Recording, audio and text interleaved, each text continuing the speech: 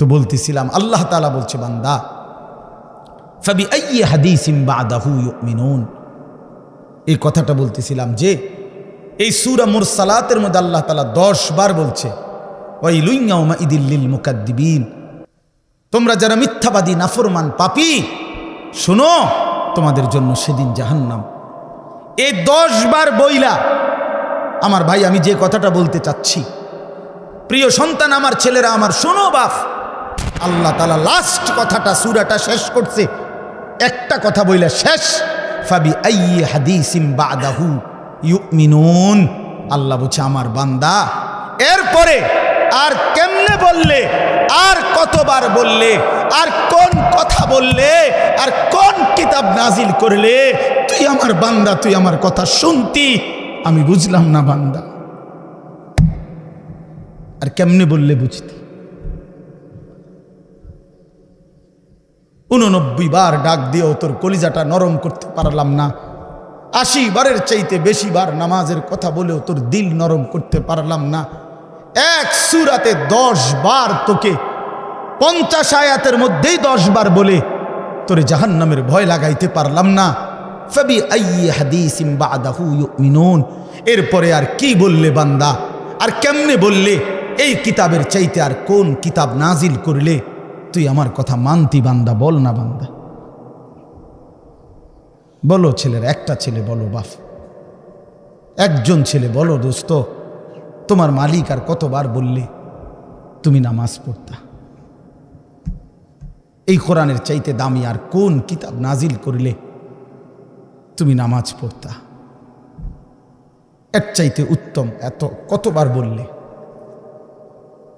আল্লাহর নবী সাল্লাল্লাহু আলাইহি সাল্লাম, আল্লাহর কসম বন্ধু, উম্মতের আমল নামা নবীজি সাল্লাল্লাহু আলাইহি সাল্লাম হাসরের ময়দানে দেখবে, নবীজির সামনেও আমল নামা নবী হাতে নিবে, দেখবে যখন আমল নামা হাতে নিয়ে দেখবে নবী পৃষ্ঠার পর পৃষ্ঠা ফজরের নামাজ নাই, 5 ওয়াক্ত নামাজ নাই, হালাল রিজিক বলতে কিছু নাই, 30 বছর সুদের টাকা, ঘুষের টাকা, কিস্তির টাকা, 30 বছর ধরে নাচ গান নাটক সিনেমা, ঘরে টেলিভিশন, বাজারে টেলিভিশন, স্ত্রী বেপর্দা, ছেলেটা নামাজ পড়ে না, মেয়েটা পর্দা করে না, নিজে বিড়ি সিগারেটের মধ্যে আসক্ত, কারো নামাজ নাই, বন্দিগি নাই, কোরআনের তিলাওয়াত নাই।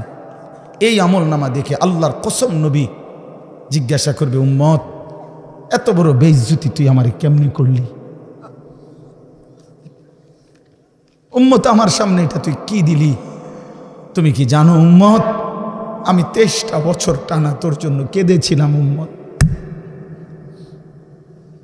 আমি এমন কাঁদা কাঁদছি রে উম্মত তোদের জন্য, এশার নামাজের পরে দাঁড়াইছি ফজরের আজান পর্যন্ত আমি আমার মালিকের কাছে তোদের জন্য উম্মতের জন্য চোখের পানি ফেলে কাঁদছিলাম, আমার এত চোখের পানি তোর দিল গলাইতে পারলো না।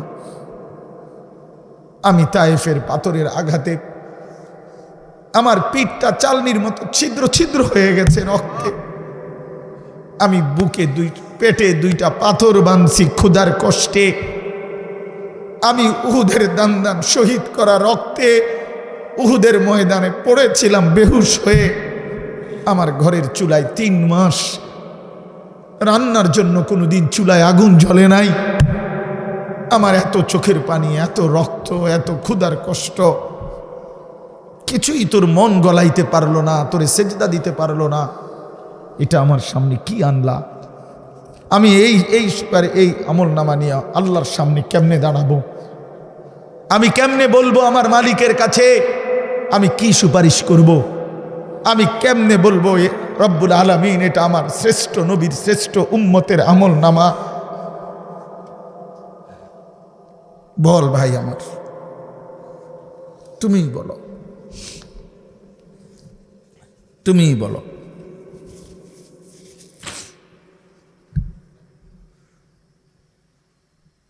এত বিপুল পরিমাণ মুসলমান আমরা, 92% চাইতে বেশি মুসলমান আমরা, অথচ তারপরেও ইসকনের উগ্র হিন্দু সন্ত্রাসীরা আমার মুসলমান ভাইয়ের জবাই করে ফেলছে, রক্ত লাল করে ফেলছে জমিন, এতটা সাহস এই জমিনে কেমনে হলো?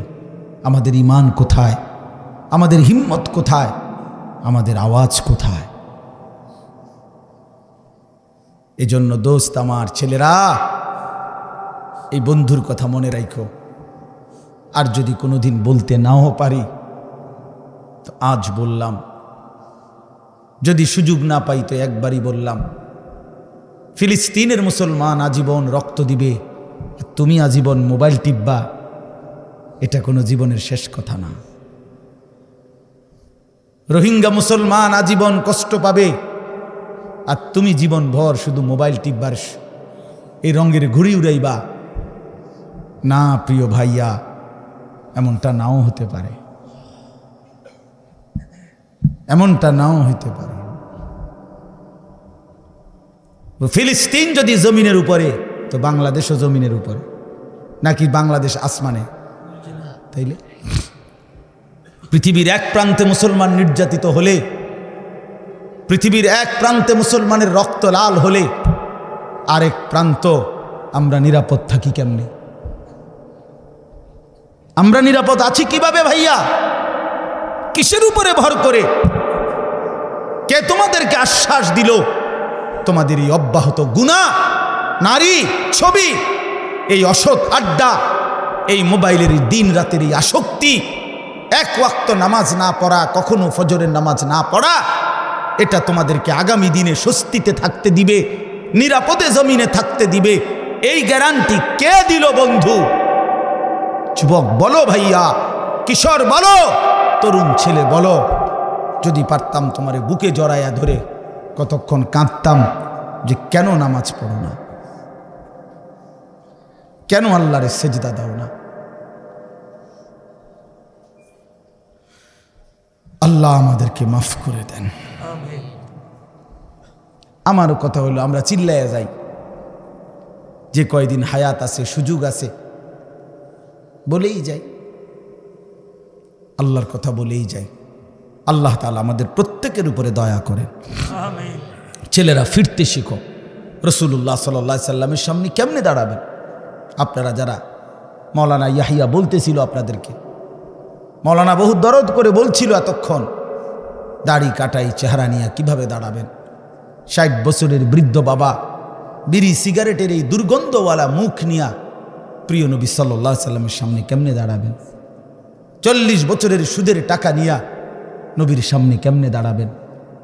30 বছরের লাগাতার টেলিভিশন চলছে যেই ঘরে, আপনারা ফ্যামিলির সদস্যরা নবীজির সামনে কেমনে দাঁড়াইবেন?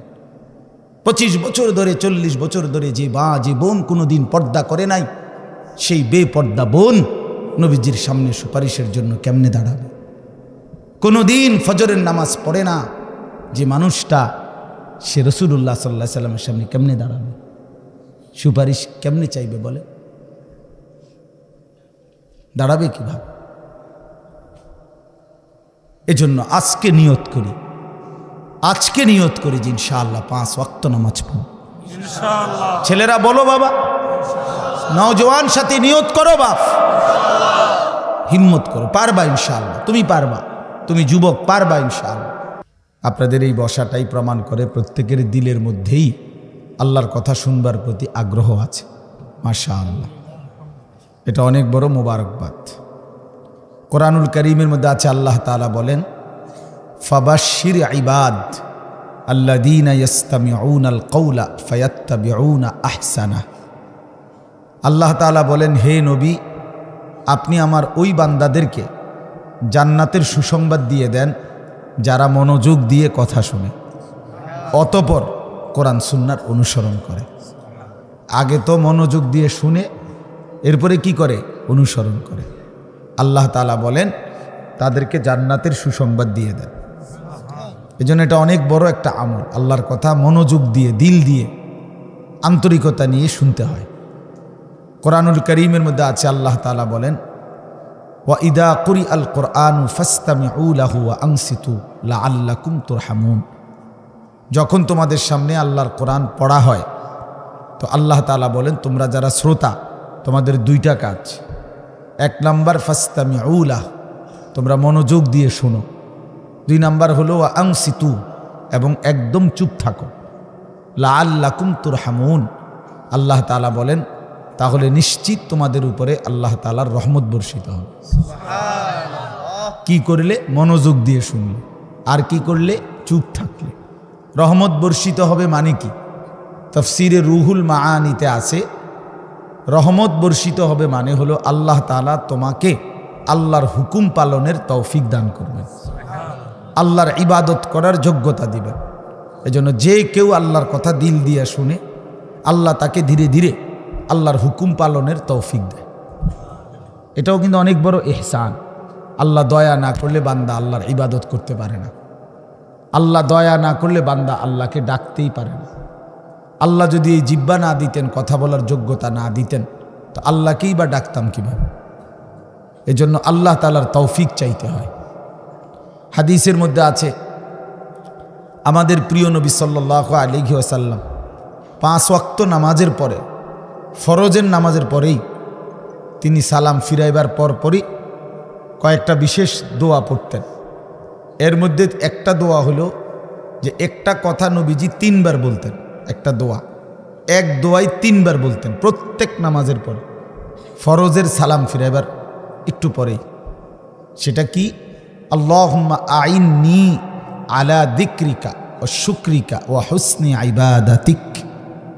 আল্লাহ আপনার জিকির, আপনার কৃতজ্ঞতা এবং আপনার ইবাদত সুন্দরভাবে আদায় করার জন্যে আপনি সাহায্য করেন। এই যে গুরুত্বপূর্ণ বিষয় যে আপনি দয়া করেন যেন আপনার জিকির ভালোভাবে করতে পারেন, আপনি দয়া করেন যেন আপনার শুকর আদায় করতে পারে, আপনি সাহায্য করেন যেন আপনার ইবাদত সুন্দরভাবে করতে পারে, সুন্দরভাবে করতে পারে। শরীরটাই সুস্থ নাই, নামাজ পড়ব সুন্দরভাবে কেমন? শরীরটাই ভাই, পাওটাই ভাঙ্গা, তো সেজদা দিব কিভাবে? তার মানে আল্লাহ তাআলার দয়া, আল্লাহ তাআলার ইহসান, আল্লাহ তাআলার মেহেরবানি ইবাদত আদায়ের জন্যও জরুরি। এই দোয়াটা নবীজি 3 বার পড়তেন প্রত্যেক 5 ওয়াক্ত নামাজের পরে, ফরজের পরে। হাদিসের মধ্যে আছে একজন বিখ্যাত সাহাবী ছিলেন হযরত মুআজ ইবনে জাবাল রাদিয়াল্লাহু তাআলা আনহু। এই সাহাবীকে নবীজি একদিন হযরতে মুআজ ওনার হাত ধইরা নবীজি ওনাকে বললেন, ইয়া মুআজ ইন্নী উহিব্বুক, আমি তোমারে খুব ভালোবাসি। সাহাবীকে বলতেছে আমি তোমারে খুব পছন্দ করি, তো এই পছন্দের দাবিতে বলতেছি, তোমারে আমি মহব্বত করে বলতেছি, লা তানসা হাযা দুআ, এই যে দোয়াটা আল্লাহুম্মা আইন্নি আলা যিকরিকা ওয়া শুকরিকা ওয়া হুসনি ইবাদাতিক, আল্লাহ আপনার জিকির, আপনার শুকর, আপনার ইবাদত ভালোভাবে করার জন্য সাহায্য করেন। নবী নিজে ওই সাহাবীকে বলতেছেন, শোনো তোমারে আমি খুব ভালোবাসি, তুমি এই দোয়াটা পড়তে কখনোই ভুলো না। ওই সাহাবীকে বলছে তুমি সব সময় এই দোয়াটা পড়ো। এই তাইলে দেখেন নবী সাল্লাল্লাহু আলাইহি ওয়াসাল্লাম নিজে আল্লাহ তাআলার কাছে ইবাদতের জন্য সাহায্য চাইতেন। তো এই জন্যই বললাম আল্লাহর কথা মনোযোগ দিয়ে শুনতে হয়। মসজিদে জুমার বয়ান, 5 ওয়াক্ত নামাজের পরেও যদি ইমাম সাহেব একটু কোনো কথা বলে, জুমার নামাজে যদি বয়ান করে, এরকম মাহফিলের বয়ান, ওলামায়ে কেরামের নসিহত, বিভিন্ন মাদ্রাসার বয়ান, ইসলাহি মজলিসের বয়ান, দাওয়াত ও তাবলীগের সাথীদের বয়ান, কোন আল্লাহওয়ালার বয়ান, যখনই করে আল্লাহর কথা বলে দিল দিয়ে শুনতে হয়, মনোযোগ দিয়ে শুনতে হয়। জনপ্রিয়তা, কারো ব্যক্তিগত একটু খ্যাতি, এগুলো ফালতু বিষয়। জনপ্রিয়তা কোনো মূল বিষয় না। মূল বিষয় হলো আল্লাহর কথার প্রতি মনোযোগী হওয়া। মনে করেন আমারে 1 কোটি মানুষ চিনে, তো আপনার লাভ কি? আমারে চিনলে আপনার লাভ কি? আমি একবারে মনে করেন সারা বাংলাদেশের জনপ্রিয়, তো কীছে? আপনার ফায়দা কি? কথা বোঝেন নাই আমার ছেলেরা? তোমরাও বুঝতে শেখো ভাই, তোমার ফায়দা কি সেটা বলো। আমারে সারা পৃথিবী চিনলে তোমার লাভ কি? তুমি তোমার ইবাদতের কথা বলো, তোমার নিজের জিন্দেগির কথা বলো। আমারে কে চিনে না চিনে তো তুমি কি করবা? চিনলেই কি, না চিনলেই কি? সবাই চিনলে আল্লাহ যদি গ্রহণ না করে তো কুকুরের সমান মর্যাদাও নেই, কুত্তার মর্যাদাও নেই। আল্লাহ গ্রহণ না করবে তো চিনলেই কি আর না চিনলেই কি? কোরআনুল কারীমের মধ্যে 25 জন নবীর নাম আছে, তো নবী রসুল মোট 25 জন। কথা বলেন না তো বাকিদের নাম কই? হাদিসের কিতাবের মধ্যে সর্বোচ্চ তারিখে, ইতিহাসের কিতাবে আরবি একসাথে 313 জন বদরি সাহাবীর নাম আছে। আরও যদি সব মিলায় 2-4-5 হাজারের নাম সর্বোচ্চ হইতে পারে, তো সাহাবী কি 5,000? তো বাকিদের নাম কই? বিদায় হজ্জের মাঠে আরাফাতের ময়দানে আল্লাহ নবী সাল্লাল্লাহু আলাইহি সাল্লাম 1.25 লক্ষ সাহাবীর সামনে ভাষণ দিয়েছে, তো ওনাদের নাম কই? ওনাদের নাম তো কেউ জানে না। এই পৃথিবীতে যে কয়জন আউলিয়া কেরামের নাম কিতাবের মধ্যে আছে, ওনারাই তো আউলিয়া কেরাম নাকি? এই কয়জনই তো। সারা পৃথিবীতে এই 1,500 বছরের ভিতরে বুজুর্গ শুধু আব্দুল কাদের জিলানী, জোনায়েদ বাগদাদি, বাইজিদ বোস্তামি, এই 3-4 জনই নাকি? তো বাকিদের নাম কই? বাকিদের নাম কই? নাম নাই এরকমই বেশি। কথা বুঝেন নাই? পৃথিবী জানে না, পৃথিবী চিনে না, এমন মানুষই বেশি, এমন মানুষই বেশি। এই বাংলাদেশে এমন অসংখ্য হাজার হাজার আলেমে দ্বীন আছে যারা বাহরুল উলুম, যারা এলেমের সাগর, মহাসাগর, কিন্তু বক্তা না। তারা কি না? বক্তা না, ওয়ায়েজ না। নীরবে নিভৃতে 30 বছর 50 বছর বুখারী শরীফের হাদিস, রাসূলুল্লাহ সাল্লাল্লাহু আলাইহি ওয়াসাল্লামের হাদিস সবকের মধ্যে ছাত্রদেরকে নীরবে পড়াইতেছে। পৃথিবী কেউ চিনে না, হাসরের ময়দানে সবাই দেখবে উনি বাদশাহ, উনি বাদশাহ। এজন্য দোস্ত আমার, বন্ধু আমার, আল্লাহর কথার দিকে মনোযোগী হওয়া, আল্লাহর কথার দিকে মনোযোগী হওয়া, আল্লাহর কথার দিকে মনোযোগী হওয়া। কোরআন শরীফে আছে হযরত মূসা আলাইহিস সালামকে আল্লাহ তাআলা বলছেন তুর পাহাড়ে প্রথম যেদিন কথা বলে, সেদিন আল্লাহ তাআলা বলছেন আনা আখতারতুকা ফাসতামি' লিমা ইউহা। মূসা, তোমাকে এখানে কথা বলার জন্য আমি বাছাই করছি, তোমারে আমি পছন্দ করছি। এখন আমি যা ওয়াহি করব, যা বলবো, আমার কথাগুলো ফাসতামি', মনোযোগ দিয়ে শোনো। এজন্য প্রিয় বন্ধু আমার, বাপ আমার, ভাই আমার, নওজোয়ান সাথী, এটা মনে রেখো যে আল্লাহ তাআলা আমাদেরকে বাছাই করে এখানে বসাইছে। আল্লাহ যেন বলতেছেন, বান্দা আমি একজন মৌলবী পাঠাইছি, ওর থেকে আমার কয়টা কথা শোনো, কথা আমার বন্ধুর, ওই এরে আমি পাঠাইছি, ওর থেকে কিছুটা শোনো। তো এই জন্য আল্লাহর কথার দিকে কি হওয়া? মনোযোগী হওয়া। রাসূলুল্লাহ সাল্লাল্লাহু আলাইহি সাল্লামের কথার দিকে মনোযোগী হওয়া। এতে করে একটু আন্তরিকতা দেখলে, মনোযোগ দেখলে, আগ্রহ দেখলে আল্লাহ তাআলা তার চাইতে এগিয়ে হেদায়েত দিয়ে দেয়। ওয়া ইয়াহদি ইলাইহি মান ইউনীব। আল্লাহ তাআলা বলেন, যে আমার দিকে ঝুঁকে আসে আমি আল্লাহ তাআলা তাকে তার চাইতে এগিয়ে হেদায়েত দিয়ে থাকি। বান্দা একটু আসুক, শুধু সে আমার দিকে একটু আগাক, আমি তার চাইতে এগিয়ে তারে আমি আপন করে নেব, তারে আমি কোলে তুলে নেব, তারে আমি কোলে তুলে নেব। লাল্লাহু আশাদ্দু ফারাহান বিতাওবাতি আবদি। নবী সাল্লাল্লাহু আলাইহি সাল্লাম বলেন, আল্লাহ তাআলা সবচেয়ে বেশি খুশি হয়, সবচেয়ে বেশি আল্লাহ খুশি হয় বান্দা যখন গুনাহ ছেড়ে দিয়ে আল্লাহর দিকে ফিরে আসে।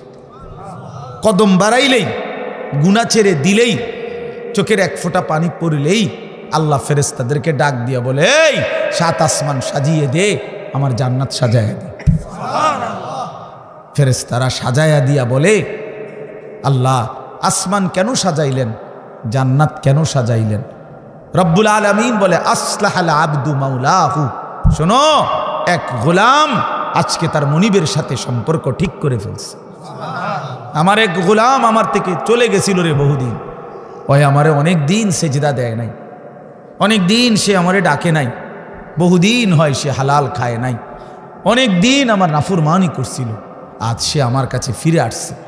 আমার বান্দা তওবা করছে, আমার বান্দা নিজের ভুল বুঝতে পারছে, পেছনের গুনাহ ছেড়ে দিয়েছে, আগামীতে করবে না, ওয়াদা দিছে।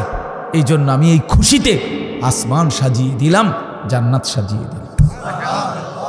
এই জন্য বান্দা যখন আল্লাহর দিকে ফিরে আসে, ঝুঁকে আসে, আল্লাহ তাআলা ভীষণ খুশি হয়, ভীষণ খুশি হয়। ইন আতাইতানি লাইলান আতাইতুকা লাইলান ওয়া ইন আতাইতানি নাহারান আতাইতুকা নাহারান। হাদিসে কুদসি এটা। আল্লাহ বলে, বান্দা তুমি যদি গুনাহ নিয়ে মাগফিরাতের জন্য রাত গভীরে আসো, আমি মাগফিরাত নিয়ে, রহমত নিয়ে রাত গভীরেই তোমার কাছে আসবো। ওয়া ইন আতাইতানি নাহারান আতাইতুকা নাহারান। তুমি যদি দিনের আলোতে আসো মাফ চাইতে, আমি মাগফিরাত নিয়ে দিনের আলোতেই আসবো। তুমি আসবে যখন, আমি আসবো ঠিক তখন, ঠিক তখন আমি আসবই তোমার কাছে। আমি আছি বান্দা। ওয়া নাহনু আকরাবু ইলাইহি মিন হাবলিল ওয়ারিদ। আমি তোমার গর্দানের রগ, যেটা ছিঁড়ে গেলে তোমার মৃত্যু, সেই শাহরগ গর্দানের রগ, এর চাইতেও আমি তোমার কাছে। তুমি একটা ডাক দাও, আমার আরশে আজিম নড়ে উঠবে। ফাইজা সাআলাকা ইবাদি আন্নী ফাইন্নী করিব। আল্লাহ বলে, আমার বান্দা যখন আমার কাছে কিছু চায়, আমারে ডাক দেয়, হাত পাতে, তা আমি আল্লাহ একদম কাছে। উজিবু দাওয়াতাদ দাঈ ইজা দাআনি। বান্দা যখনই ডাক দেয়, আমি তখনই তার ডাকে সাড়া দেই, সাড়া দেই। জিন্দগির সব প্রয়োজন আল্লাহর কাছ থেকেই চাওয়া উচিত। দুর্ভাগ্য এক জাতি আমরা এমন মুসলমান হয়ে গেলাম যারা নিজেদের কোনো প্রয়োজনে আল্লাহর কাছে চাওয়ার অভ্যাস আমাদের নাই। আল্লাহর কাছে চাওয়ার অভ্যাস খুব কম, খুব দোয়া করার মানসিকতাই আপনাদের মধ্যে কম। ও শুধু ড্রাইভার টোকায়, ড্রাইভার মানে হুজুর, হুজুর কেবল হুজুর টোয়া, হুজুর দিয়া দোয়া করানো, হুজুর দিয়া। আরে ভাই, হুজুর দিয়ে দোয়া করানো নিষেধ না। হুজুর দোয়া করবে ঠিক আছে, কিন্তু নিজের আহাজারি, নিজের চোখের পানি, নিজের কান্না, নিজের আরজি নিজেই আল্লাহর কাছে পেশ করা উচিত। বান্দার কাকুতি মিনতি আল্লাহর খুব পছন্দ, আল্লাহর খুব পছন্দ, আল্লাহ তাআলার খুব পছন্দ। হাদিসে আছে বুখারীতে, ফাওয়াল্লাহি লা ইয়ামাল্লাল্লাহু হাত্তা তামাল্লু। নবীজি বলছেন, আল্লাহর কসম উম্মত, তোমরা চাইতে চাইতে আল্লাহর কাছে ক্লান্ত হয়ে যাবে, কিন্তু রব্বে করিম দিতে দিতে একবারও ক্লান্ত হবেন না। লা ইয়ামাল্লাল্লাহ, তিনি ক্লান্ত হবেন না। তুমি চাও বান্দা, বারবার বলো, বারবার বলো, বারবার বলো। এজন্য বাপ নিজেদের সব প্রয়োজন আল্লাহর কাছে বলবেন।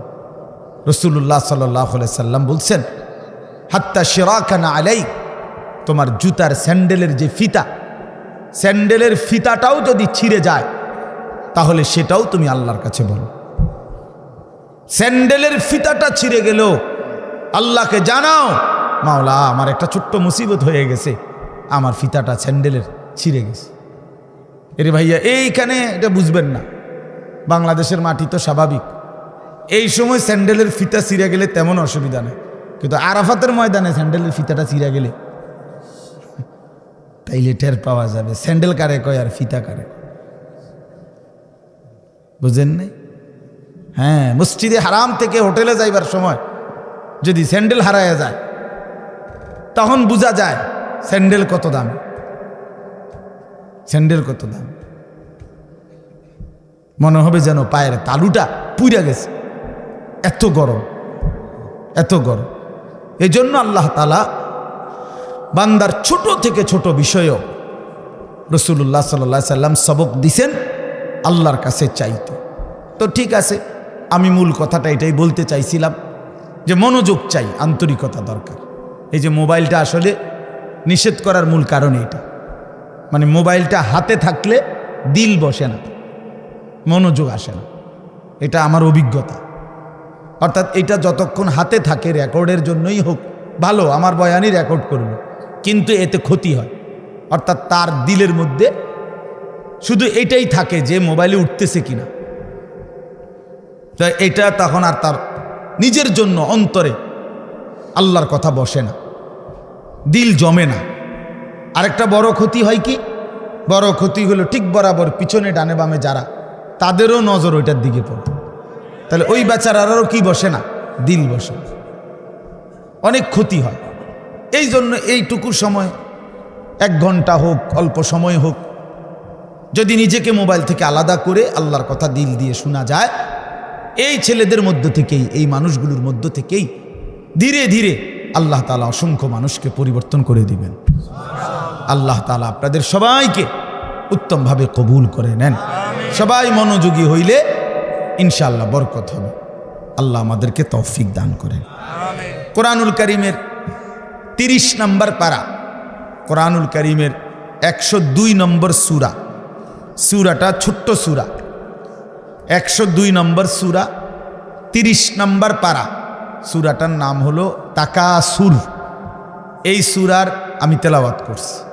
সূরাটার মধ্যে মোট 8টা আয়াত, শুধু 8 আয়াত, ছোট সূরা। ইনশাআল্লাহ অল্প একটু সময়ের মধ্যে আমি এই সূরাটার সংক্ষিপ্ত তরজমা এবং তার সাথে প্রাসঙ্গিক অল্প কয়েকটা কথা বলি। আল্লাহ আমাদেরকে তৌফিক দেন। সবাই আন্তরিকভাবে শুনেন। আবারও অনুরোধ করতেছি, ডানে বামে কথা বইল না ভাই। নওজোয়ান ছেলে, তোমরাও মনোযোগ দিয়ে শুনো বাপ, আল্লাহ তোমাদেরকে বরকত দিবে। এই সূরাটার একটা ফজিলত হলো, এই সূরার 8টা আয়াত মাত্র। প্রিয় নবী সাল্লাল্লাহু আলাইহি ওয়াসাল্লাম বলছেন, যে ব্যক্তি এই সূরা তাকাসুর একবার তেলাওয়াত করবে তো আল্লাহ তাআলা তাকে 1000 আয়াত তেলাওয়াত করার সমপরিমাণ সওয়াব দান করবে।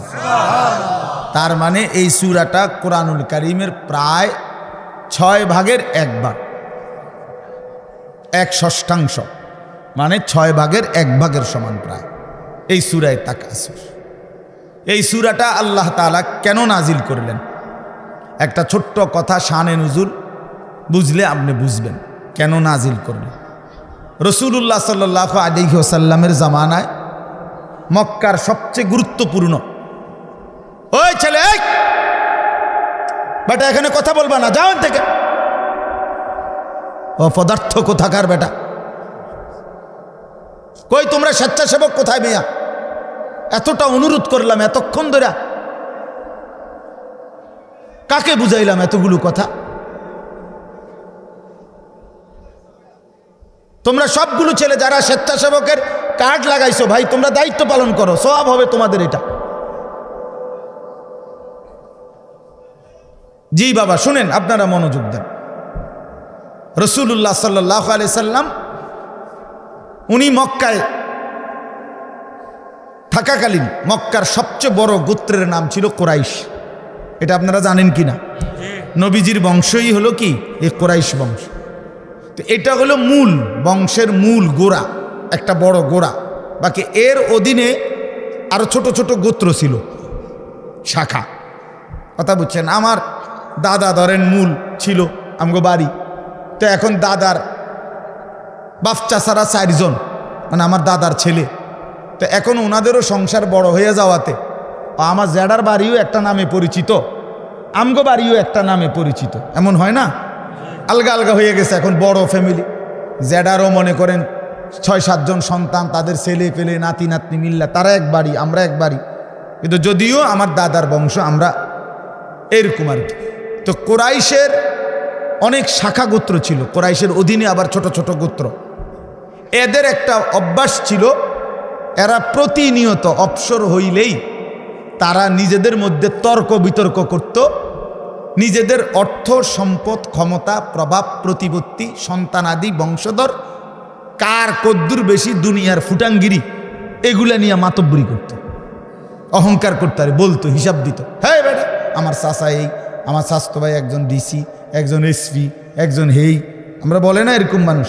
অর্থাৎ এই এরা আপনার গর্ব অহংকার করত, সম্পদ নিয়ে বংশধর নিয়ে নিজেদের ক্ষমতা প্রভাব প্রতিপত্তি নিয়ে হিসাব দিত যে আমার এই আমার এই আমার এই।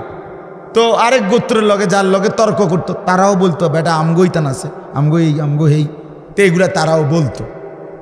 এর মধ্যে এক 2টা গোত্র ছিল, বনু আব্দে মানাফ কুরাইশের একটা শাখা গোত্র, আরেকটা হলো বনু সাহাম, এরাও একটা শাখা গোত্র।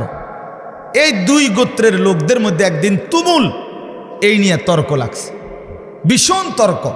এই দোনো গোত্রই নিজেদের বংশ গরিমা, অর্থ সম্পদের হিসাব, বিভিন্ন যুদ্ধে এক একজনের এক এক যোদ্ধাদের অবদান এবং নিজেদের শৌর্য বীর্য অহংকার বংশধর এগুলো বলতেছিল, বারবার শুনাইতেছে আর কি। হেরাও কইতেছে বনু সাহাম বনু আব্দে মানাফ, দোনো পক্ষ বলতে বলতে অবস্থা দাঁড়াইছে এই, ওই বনু সাহাম গোত্র যারা, তারা দেখছে যে হিসাবে বনু আব্দে মনাফের সংখ্যা বাইরে গেছে, মানে বেশি হয়ে গেছে। এগো যা যা নাম দাম যা কইছে, যার যেই ক্ষমতা, যার যেই অবস্থা, এতে করে এরা কমে যাইতেছে, হারিয়া যাইতেছে। কারা? বনু সাহাম গোত্র। তো এরা করছে কি, তখন এই বনু সাহাম গোত্র যখন দেখতেছে হেরে যাচ্ছে ওদের থেকে, এইবার তারার আর জীবিত লোক যারা, তারার আর হিসাব দিয়া পারতেছে না, মানে হেরার লগে কুলাইতেছে না। তো হেরা বলতেছে দিগাও, কই কবরস্থানে আসো, কই আসো, কবরস্থানে আসো। হ্যাঁ বেটা, কবরস্থানে বেটা, মরে গেলে কিছে, আমরা মরা এগুলোর হিসাব লো। এবার আমার যে চাচা মারা গেছে, আমি কি আসছিল জানো নি বেটা, যেটা কি আসছিল এবার এই গেছে, এবার কোথায়? কবরস্থানে গেছে, মানে মরা মানুষ সহ। যে বেচারা মরে গেছে তারও শান্তি নেই। এইবার সে কবরস্থানে তারা মানে দেখাইয়া মৃত মানুষদের হিসাব দিয়া নিজেদের বড়াই করতে শুরু করছে। কথা বুঝছেন কিনা বলেন? অথচ জীবিত শেষ করে শেষ পর্যন্ত পৌঁছে গেছে কবরস্থানে। মৃত মানুষদেরকে নিয়েও দুনিয়ার এই গর্ব, অহংকার বড়াই, ক্ষমতার বড়াই, সম্পদের বড়াই, বংশের বড়াই, পরিবার জনগণের বড়াই, এই করতেছিল, এইটা করতেছে। এমনকি মৃত মানুষদেরকে পর্যন্ত টেনে আনছে। এই অবস্থায় তাদের এই দিবানিশির এই তর্ক, এর মধ্যে যখন এই গোত্রটা বেশি বাড়াবাড়ি করলো, মানে কি করলো, যে জীবিতদেরকে দিয়ে না ফাইরা শেষ পর্যন্ত কই গেল? কবরস্থানে গেল। তখন তারা এই প্রেক্ষাপটে আল্লাহ পাক রব্বুল আলামিন তাদের এই আলোচনা, যে হায় মানুষ, তোমরা দুনিয়ার জন্য দুনিয়াতে ডুবে গিয়ে দুনিয়ার অর্থ, বিত্ত, সন্তান, পরিবারের অহংকার করতে করতে শেষ পর্যন্ত কবরে পৌঁছাও হিসাব দিতে শুরু করলা দুনিয়া, অথচ আখেরাতকে ভুলে গেলা, নিজেদের কবর ভুলে গেলা, তাদের কবরে কি হচ্ছে তাও ভুলে গেলা, আখেরাত আর পরকালকে ভুলে গেলা। বান্দা, এটা কি করছো তোমরা? কি করছো? এভাবে বুঝি সবাই তোমরা দুনিয়ার মধ্যেই ডুবে গেলা, আখেরাতকে ভুলে গেলা। কি করতেছো তোমরা? এটা কি কোনো কাজ হইল? এটা কি কোনো কথা হইল বান্দা? এই আল্লাহ তাআলা তখন এই অবস্থার প্রেক্ষাপটে কোরআনুল কারীমের এই সূরাটি আল্লাহ তাআলা নাজিল করেছেন। সূরাটির নাম কি? তাকাসুর। বলেন তো সবাই। 102 নম্বর সূরা। কত নম্বর? 30 নম্বর পারা, 102 নম্বর সূরা। শুনলে ভালো বাপ, আপনি যদি আগের থেকে সিদ্ধান্ত নেন আপনি বুঝতেন না, তো আপনি জীবনেও বুঝতেন না। আর যদি আপনার দিলে থাকে আল্লাহর কথা আমার জন্য, বুঝার জন্য, আল্লাহর কসম, আপনি যদি একেবারে গণ্ডমূর্খ হন, টিপসই দেন, নামও লিখতে পারেন না, আল্লাহর কসম কোরআন আপনার জন্য সহজ। প্রিয় ভাই, তোমরা যারা স্কুলে পড়ো, কলেজে পড়ো, বন্ধু আমার, তোমাদের যতগুলো বই পড়ছো তার চাইতেও কোরআন সহজ। কোরআন সহজ। কোরআনুল কারীম তোমার বাংলা, অঙ্ক, ইংরেজি, পদার্থ, জীববিজ্ঞান বইয়ের চাইতেও সহজ। বুঝার জন্য আল্লাহ তাআলা সহজ করে দিয়েছে। ওয়ালাকাদ ইয়াসসারনাল কুরআনা লিযিকর ফাহাল মিন মুদ্দাকির। আল্লাহ তাআলা বলে, বান্দা শুনো, আমি অবশ্যই কোরআনকে বুঝার জন্য, শেখার জন্য, পড়ার জন্য, তেলাওয়াতের জন্য, তাফসীরের জন্য, ব্যাখ্যার জন্য, এমনকি আমল করার জন্য আমি আল্লাহ কোরআনুল কারীমকে সহজ করে দিয়েছি। ফাহাল মিন মুদ্দাকির, কে আছো উপদেশ গ্রহণকারী, আমার কোরআন থেকে কিছু নিবা। আল্লাহ ডাক, ওহ মালিক যেন ফেরিওয়ালা, কুদরতিভাবে আল্লাহ যেন ডাক দিচ্ছে, বান্দা এই আমি এক কোরআন নাজিল করেছি, 23 বছরে আমার বন্ধুর কাছে তোমাদের জন্য সব কিছু বলে দিয়েছি, একদম সহজও করে দিয়েছি। কে আছো তোমরা এখান থেকে উপদেশ নিবা? কে আছো তোমরা এখান থেকে জিন্দেগি গঠন করবা? কে আছো এখান থেকে জীবনের পুঁজি নিবা? কে আছো এখান থেকে দুনিয়ার কর্তব্য বুঝে নিবা, আখিরাতের দায়িত্ব বুঝে নিবা? আল্লাহ যেন ডাকতেছে, ফাহাল মিন মুদ্দাকির, কে আছো তোমরা? কে আছো? আসো। কোরআনুল কারীমে বন্ধু, ইয়া আইয়ুহাল্লাযীনা আমানু হে ইমানদারগণ, হে ইমানদারগণ, হে মুমিনগণ, আল্লাহর কসম বাপ 89 বার, 8, 9, 89, মোট 89 বার আল্লাহ তাআলা আমাদেরকে ডাক দিয়েছেন, হে মুমিনগণ, হে মুমিনগণ, হে ইমানদার। আচ্ছা, একটাবার ইনসাফের সাথে যুবক ভাই তুমি ভাবো, আর কতবার ডাকলে তোমার মালিক তুমি নামাজ পড়তা? 89 বার তোমার মালিক তোমারে ডাকছে, আর কতবার বললে তুমি সেজদা দিতা? আয় আফসোস।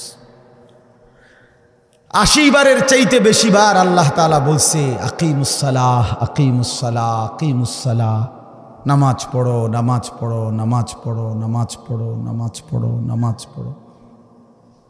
আর কতবার বললে বন্ধু নামাজ পড়তেন? আপনারা যারা নামাজ পড়েন, নামাজ বয়সী অনেক লোক, যে মা নামাজ পড়ে না, যে বোন নামাজ পড়ে না, যে যুবক ছেলে, কিশোর ছেলে, তুমি মুসলমানের ঘরে জন্ম নিয়ে নামাজ পড়ো না, তোমার আল্লাহ তোমার কাছে জানতে চাচ্ছে। কোরআন শরীফের একটা স্পষ্ট আয়াত আছে, একটা আশ্চর্য কথা শোনো ভাইয়া। কোরআন শরীফে 29 নম্বর পারায় একটা সূরা আছে, সূরায়ে মুরসালাত। এই সূরাটার নাম কোরআনুল কারীমের, আমি বলতেছি পরে দেখলে কারো মন চাইলে, 77 নম্বর সূরা, কোরআনুল কারীমের 77 নম্বর সূরা। এই সূরাটার নাম হলো মুরসালাত। এই একটি সূরার মধ্যে 50টা আয়াত, ওই সূরাটা। এই 50টা আয়াতের মধ্যে আল্লাহ তাআলা 10 বার, মানে 10টি আয়াত 10 বার একটা কথা বলছে, বারবার একই কথা 10 বার বলছে এক সূরাতে। কয়বার? কি? ওয়াইলুন ইয়াউমাইদিল লিল মুকাদ্দিবিন, ওয়াইলুন ইয়াউমাইদিল লিল মুকাদ্দিবিন। হে আমার মিথ্যাবাদী নাফরমান বান্দা, শোনো, সেদিন হাসরের ময়দানে তোমাদের জন্য জাহান্নাম। এই কথাইটা 10 বার বলছে এক সূরাতে। ওয়াইলুন ইয়াউমা, এই অপদার্থ, এই বেটা ফালতু বেটা, তুমি বেটা বাহিরে গিয়ে ভিডিও করো বেটা, ফালতু ছেলে বেটা, যা বেটা। এমন 2-1 শ্রোতা না হলে কি হয়েছে বেটা? কেউ রে ছেড়ে দেওয়া যাবে না, সাফ কথা মিয়া। মুসলমানের এই সন্তান আমাদের সন্তান, এরা আমাদের ছেলে। 16 বছর, 14 বছর, 18 বছরের বাপ, মুসলমানের বাচ্চা লাগাম ছাড়া এক জিন্দেগি যাপন করতেছে। মা, বাবা, অভিভাবক, এলাকার মানুষ, কারো কোনো তত্ত্বাবধান বলতে কিচ্ছু নাই। একটা মোবাইল আর ছেলেটা নিজে জন্তু জানোয়ারের মতো জিন্দেগি কাটাইতেছে।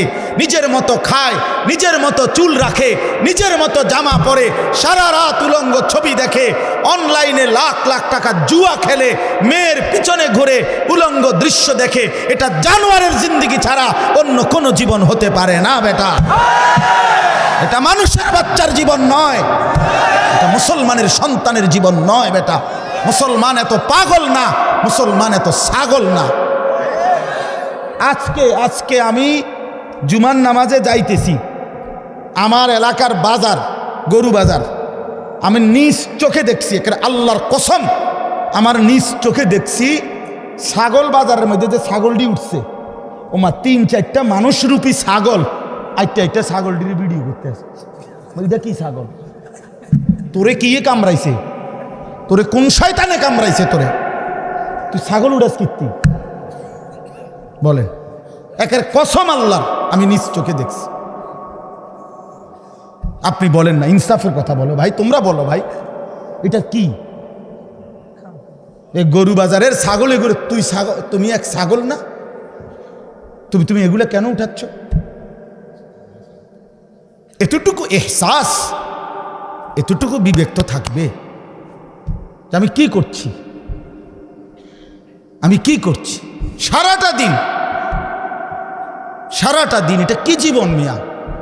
সারাটা দিন মোবাইল, সারাটা দিন নারী, ছবি, নাচ, গান, উলঙ্গ দৃশ্য, সারাটা রাত জিনা ব্যভিচারের দৃশ্য। হায় রে মুসলমানের বাচ্চা, হায় রে বাপ, কে তোরে আল্লাহ চিনাইবে? বাপ, কে তোরে মালিক চিনাইবে? 365 দিনে খোদার একটা বছরে তুমি কোনো দিন ফজরের নামাজ পড়ো না বন্ধু। কেউ কি নাই তোমার যে তোমার মনে করায় দিবে যে তোমার একজন আল্লাহ আছে, কবর আছে, আখিরাত আছে? আহা, মা কোথায়, বাবা কোথায়? কেউ তার প্রতি কোনো মায়া নাই।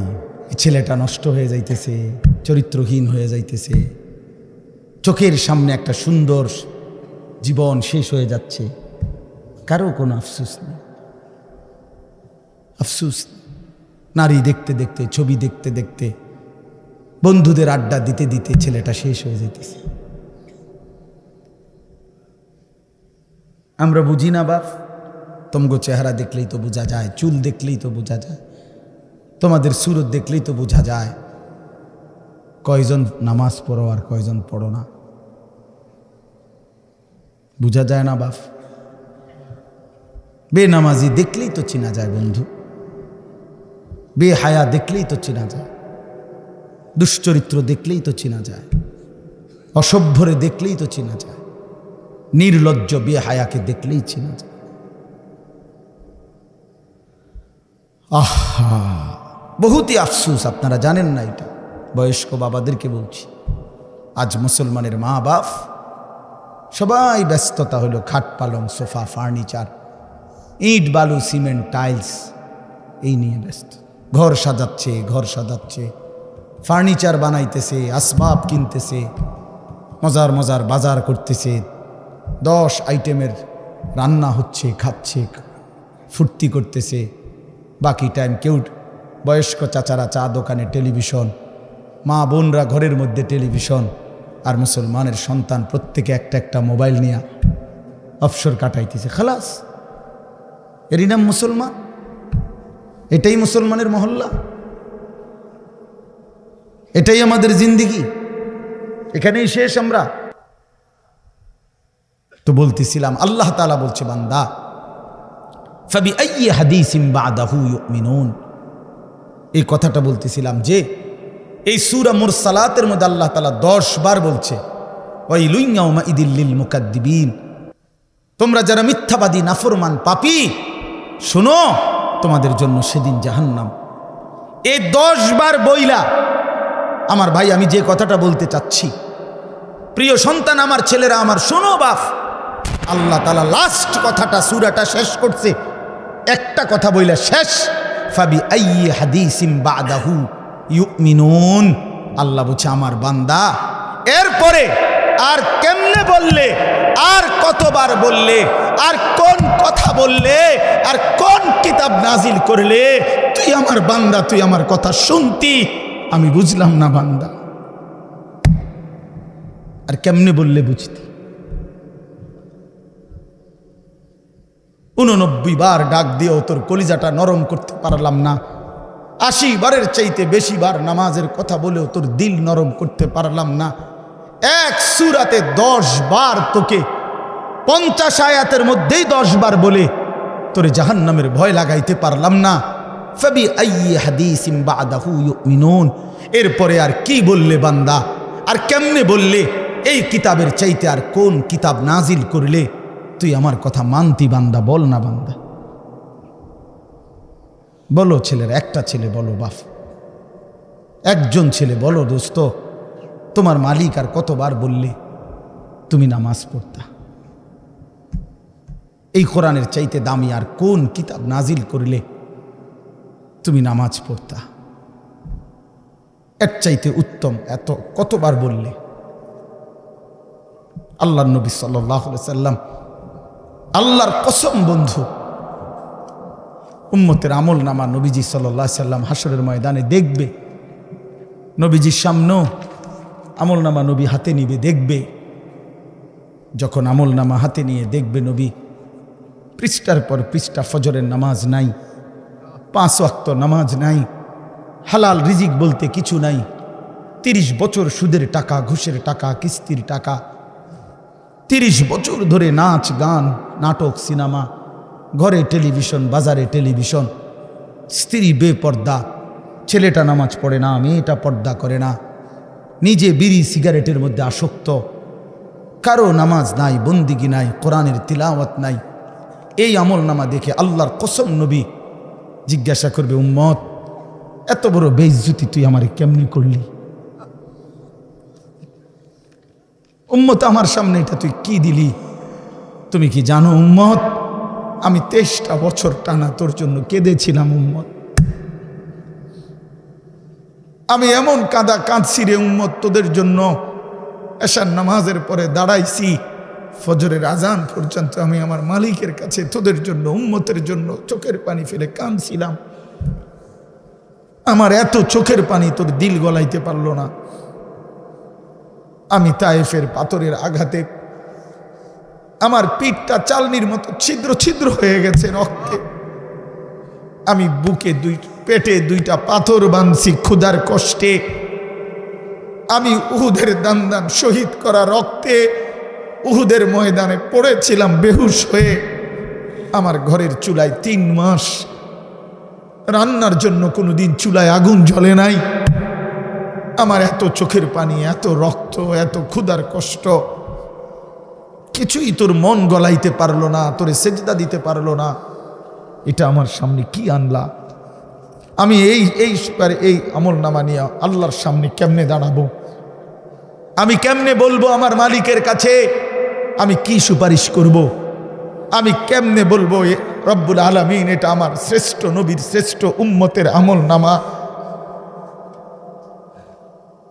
বল ভাই আমার, তুমিই বলো, তুমিই বলো।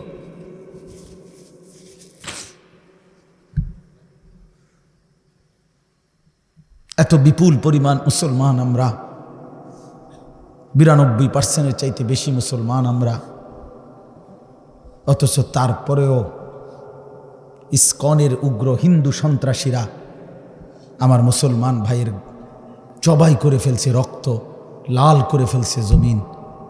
এতটা সাহস এই জমিনে কেমনে হলো? আমাদের ঈমান কোথায়? আমাদের হিম্মত কোথায়? আমাদের আওয়াজ কোথায়? এজন্য দোস্ত আমার, ছেলেরা, এই বন্ধুর কথা মনে রাখো।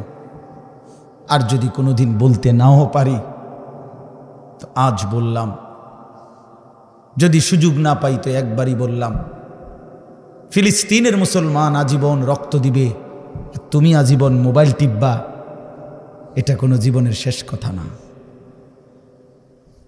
রোহিঙ্গা মুসলমান আজীবন কষ্ট পাবে, আর তুমি জীবন ভর শুধু মোবাইল টিপবার এই রঙের ঘুড়ি উড়াইবা না। প্রিয় ভাইয়া, এমনটা নাও হতে পারে, এমনটা নাও হইতে পারে। ফিলিস্তিন যদি জমিনের উপরে, তো বাংলাদেশও জমিনের উপরে, নাকি বাংলাদেশ আসমানে? তাইলে পৃথিবীর এক প্রান্তে মুসলমান নির্যাতিত হলে, পৃথিবীর এক প্রান্তে মুসলমানের রক্ত লাল হলে, আরেক প্রান্ত আমরা নিরাপদ থাকি কেমনে? আমরা নিরাপদ আছি কিভাবে ভাইয়া? কিসের উপরে ভর করে? কে তোমাদেরকে আশ্বাস দিল তোমাদের এই অব্যাহত গুনাহ, নারী, ছবি, এই অসৎ আড্ডা, এই মোবাইলের দিন রাতের এই আসক্তি, এক ওয়াক্ত নামাজ না পড়া, কখনো ফজরের নামাজ না পড়া, এটা তোমাদেরকে আগামী দিনে স্বস্তিতে থাকতে দিবে, নিরাপদে জমিনে থাকতে দিবে? এই গ্যারান্টি কে দিল বন্ধু? যুবক বলো, ভাইয়া, কিশোর বলো, তরুণ ছেলে বলো। যদি পারতাম তোমারে বুকে জড়াইয়া ধরে কতক্ষণ কাঁদতাম যে কেন নামাজ পড়ো না, কেন আল্লাহরে সেজদা দাও না? আল্লাহ আমাদেরকে মাফ করে দেন। আমারও কথা হলো, আমরা চিল্লাইয়া যাই যে কয়দিন হায়াত আছে, সুযোগ আছে, বলেই যাই, আল্লাহর কথা বলেই যাই। আল্লাহ তাআলা আমাদের প্রত্যেকের উপরে দয়া করেন। ছেলেরা ফিরতে শিখো। রাসূলুল্লাহ সাল্লাল্লাহু আলাইহি সাল্লামের সামনে কেমনে দাঁড়াবেন? আপনারা যারা, মাওলানা ইয়াহিয়া বলতেছিল আপনাদেরকে, মাওলানা বহু দরদ করে বলছিল এতক্ষণ, দাড়ি কাটাই চেহারা নিয়ে কিভাবে দাঁড়াবেন? 60 বছরের বৃদ্ধ বাবা বিড়ি সিগারেটের এই দুর্গন্ধওয়ালা মুখ নিয়া প্রিয় নবী সাল্লাল্লাহু আলাইহি সাল্লামের সামনে কেমনে দাঁড়াবেন? 40 বছরের সুদের টাকা নিয়া নবীর সামনে কেমনে দাঁড়াবেন? 30 বছরের লাগাতার টেলিভিশন চলছে যেই ঘরে, আপনারা ফ্যামিলির সদস্যরা নবীজির সামনে কেমনে দাঁড়াইবেন? 25 বছর ধরে 40 বছর ধরে যে বোন কোনোদিন পর্দা করে নাই, সেই বেপর্দা বোন নবীজির সামনে সুপারিশের জন্য কেমনে দাঁড়াবে? কোনোদিন ফজরের নামাজ পড়ে না যে মানুষটা, সে রাসূলুল্লাহ সাল্লাল্লাহু আলাইহি সাল্লামের সামনে কেমনে দাঁড়াবে? সুপারিশ কেমনে চাইবে বলে? দাঁড়াবে কিভাবে? এজন্য আজকে নিয়ত করি যে ইনশাআল্লাহ 5 ওয়াক্ত নামাজ পড়ব ইনশাআল্লাহ। ছেলেরা বলো বাবা, নওজওয়ান সাথী নিয়ত করো বাপ, হিম্মত করো, পারবা ইনশাআল্লাহ। তুমি পারবা, তুমি যুবক পারবা ইনশাআল্লাহ। নওজওয়ান তুমি পারবা ইনশাআল্লাহ। তুমি সেজদা দিলে আল্লাহর আরশ কাঁপা উঠবে ইনশাআল্লাহ। তোমার আওয়াজে, তোমার হুঙ্কারে, তোমার সেজদায়, তোমার আল্লাহু আকবারের ধ্বনিতে ইসকনের গুন্ডারা হেরে যাবে, ইসকনের সন্ত্রাসীরা হেরে যাবে। ইসকনের জমিন না এটা ইমানদারের জমিন, এটা মুসলমানের জমিন, এটা কালেমার জমিন, এটা হকের জমিন। এই বাংলার জমিনে ইসলামের পতাকা উড়বে, কালেমার পতাকা উড়বে। এই ভারতীয় আধ্যাত্মবাদের, ভারতীয় এই পৌত্তলিকদের কোন ষড়যন্ত্র বাংলাদেশের জমিনে বাস্তবায়ন হবে না। যুবক দাঁড়ায় চিৎকার বড় বলো ইনশাআল্লাহ। দাঁড়াও নওজওয়ান, দাঁড়াও জওয়ান, দাঁড়াও জওয়ান, দাঁড়াও জওয়ান। হুশিয়ার সাবধান, ইসলামের দালালেরা হুশিয়ার সাবধান, ইসলামের দালালেরা হুশিয়ার সাবধান, ভারতের দালালেরা হুশিয়ার সাবধান। আরো জোরে বলো, আরো জোরে বলো। ভারতের দালালেরা হুশিয়ার সাবধান, ইসলামের দালালেরা হুশিয়ার সাবধান। ইসলামের দালালেরা হুশিয়ার সাবধান। ঠিক আছে, থামো। ইসকন জঙ্গি, ইসকন জঙ্গি, ইসকন জঙ্গি, ইসকন জঙ্গি, ইসকন জঙ্গি, ইসকন জঙ্গি, ইসকন জঙ্গি, ইসকন জঙ্গি, ইসকন জঙ্গি। থামো, থামো। ঠিক আছে, এটা আল জিহাদ, আল জিহাদ। তরিকুলা, তরিকুলা, আল জিহাদ, আল জিহাদ, তরিকুলা, তরিকুলা, আল জিহাদ, আল জিহাদ। নারায়ে তাকবীর। হ্যাঁ যুবক, রক্তই সমাধান, শাহাদাতের খুনি সমাধান। কোন হিন্দু বেঈমান এই জমিনে আমরা কোনোদিন তাদের উপরে কোনো জুলুম করি নাই। বাংলাদেশের জমিনে আবহমান কাল ধরে হিন্দুরা আমাদের সাথে শান্তিপূর্ণভাবে অবস্থান করছে, কারো উপরে আমরা জুলুম করি নাই। 5ই আগস্টের পরে আমার মুসলমান সন্তানরা হিন্দুদের মন্দির পাহারা দিছে। বেঈমানে, ইসকনের বেঈমানরা তার বদলায় আমার ভাইরে জবাই করে দিছে, জবাই করে দিছে। এই ছিল মন্দির পাহারার বিনিময়? এই কি ছিল বিনিময়? আমরা তো কোনোদিন জুলুম করি নাই, কোনোদিন জুলুম করি নাই। বাংলাদেশে আমাদের কত বড় বড় উলামায়ে কেরাম আমাদের জাতির রাহবারদেরকে বারবার জেলখানায় নিছে। আমাদের আল্লামা মামুনুল হককে জেলে নিছে, আমাদের আল্লামা সাখাওয়াত হোসেন রাজিকে জেলে নিছে, আমাদের গাজী ইয়াকুব উসমানী ভাইকে জেলে নিছে, আমাদের শত শত উলামায়ে কেরামকে জেলে নিছে। কই আমরা তো কোনোদিন কারো গলায় ছুরি চালাই নাই। তাহলে তোরা বেঈমান, তোদের একজন বেঈমানের কারণে ওই বেঈমান নারী লোভী, ওই বেঈমান কিশোর বলাৎকারকারী, ওই বেঈমান যৌন নির্যাতনকারী, ওই চিন্ময় কৃষ্ণ দাস একটা অসভ্য, একটা নরপশু, একটা নরপশু, ওই বেঈমানের কারণে মুসলমানের গলায় ছুরি দিলি কেন? একটা 2.5 বছর 3 বছরের বাচ্চা, তার ওই বাচ্চা বাপ ডাকবে কাকে এখন? অ্যাডভোকেট সাইফুল ইসলাম আলিফের 3 বছরের একটা বাচ্চা আছে, ওর স্ত্রী 3 মাসের সন্তান সম্ভবা, গর্ভবতী নারী, স্বামী হারা, এতিম সন্তান, বাপ হারা। তোমরা ছেলেরা, অনুরোধ করছি ছেলেরা, বাপ তোমরা জানো না এটা প্রমাণ করে দিছে দুশ্মন, পাইলে তোমারে জবাই করে দিবে। বেডি চাইও না, বেডি চাইও না, ছেড়ে দাও। বেডির পিছনে জীবন শেষ করো না, নর্তকীর পিছনে জীবন শেষ করো না ছেলেরা। ভুল করতেছ, ভুল করতেছ। বেঈমান পাইলে তোমারে বা আমারে হুজুর দেখবে না। বিষয়টা হুজুরের লগে না, বিষয়টা ইমানদারের সাথে। কি ইমানদারের সাথে কিনা বলেন? তুমি যত রঙেই সাজো, তোমার চুল ড্রেস আপ যাই বানাও, তোমার আইডেন্টি কার্ড তুমি ছিঁড়ে ফেলবা কেমনে? তুমি যে মুসলমান, তোমার এনআইডি তুমি ছাড়বা কেমনে? তোমার ভোটার আইডি কার্ড তুমি বাদ দিবা কেমনে? তোমার জন্ম নিবন্ধন তুমি বাদ দিবা কেমনে? তোমার পাসপোর্টে তোমার ঠিকানা বাদ দিবা কেমনে? তুমি মুসলমান, এই পরিচয় তো ভুলতে পারবা না, ছিঁড়তে পারবা না, মুছতে পারবা না। অতএব ঈমান নিয়েই বাঁচতে শিখো, জান দিয়েই বাঁচতে শিখো, শাহাদাতের খুন নিয়েই বাঁচতে শিখো ইনশাআল্লাহ। শহীদের রক্তের উপরে, সাইফুল ইসলামের রক্তের উপরে ইনশাআল্লাহ ইসকনের কবর হবে ইনশাআল্লাহ, কবর হবে ইনশাআল্লাহ, ইনশাআল্লাহ, কোনো সন্দেহ নাই। ওই বেঈমান হেরে যাবে ইনশাআল্লাহ। ওরা জানে না ভারত, ওরা জানে না 550 বছর এই গোটা হিন্দুস্তান, পাকিস্তান, ভারত, বাংলাদেশের পুরা উপমহাদেশ মুসলমানরাই শাসন করেছিল। তুমি সংখ্যা কম মনে করছো। হ্যাঁ মুসলমান, তোমার 110 কোটি না 310 কোটি হোক, ইমানদার অল্পই অসংখ্য বেঈমানের মোকাবেলায় যথেষ্ট। আমার ছেলেরা যেদিন জাগবে, আমার নওজোয়ানরা যেদিন জাগবে, সেদিন ভারতের আব্বাও টিকবে না ইনশাআল্লাহ। আল্লাহ আমাদেরকে তৌফিক দান করেন, আল্লাহ আমাদেরকে হিম্মত দান করেন, আল্লাহ আমাদের যুবকদেরকে আগামীর ইসলামের জন্য কবুল করে নেন। আগামীর স্বপ্ন দেখি আমরা তোমাদেরকে নিয়ে ইনশাআল্লাহ। আমি চলে যাই, কোনো সমস্যা নাই। আনিসুর রহমানের রক্তে জমিন ভেসে যাক, কোনো অসুবিধা নাই।